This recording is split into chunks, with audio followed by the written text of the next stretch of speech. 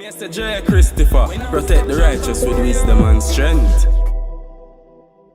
What about, are there any particular characteristics or things that change that analysis when we're talking about media, entertainment, and or tech organizations?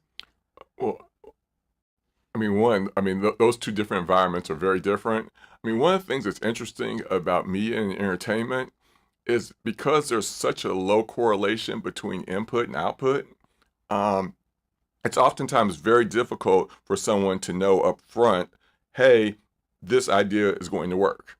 If you think about it this way, every TV show that gets put on the air, the network believes is going to work. No one intentionally puts on a show that's going to fail.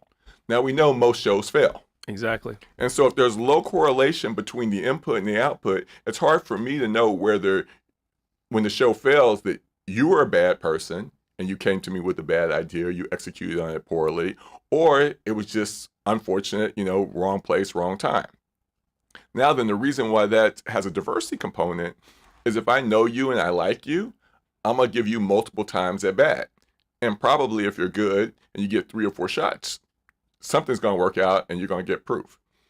Now then, if you're a person of color, you may not get those 3 or 4 shots. You may get that one shot. That first shot didn't work because odds are, for most people, the first shot's not going to work. Exactly. And then your career is over before you even started. Wow.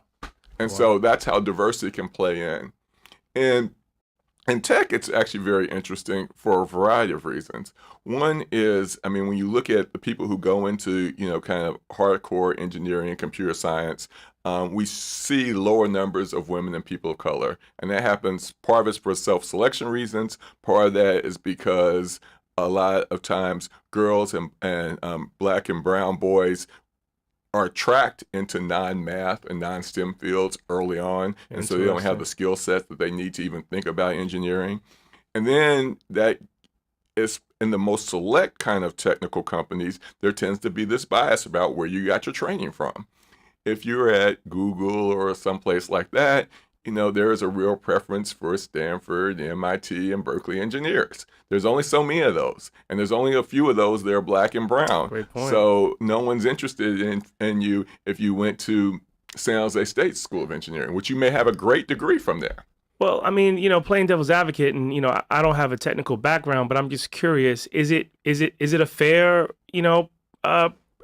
preference or having the what's the term I'm looking for? Proclivity to hire people from the Ivies and the high versus the Howards and the Hamptons and the schools that may be state and university schools when it comes to this particular area? Well, and I would say it's a search problem. So yes, the average capability of a Stanford engineer might be higher than the average capability of a San Jose State engineer. I'm a Stanford engineer, so I'm slightly biased. Yes. But with that said, probably a San Jose State top engineer is probably on par with any Stanford engineer.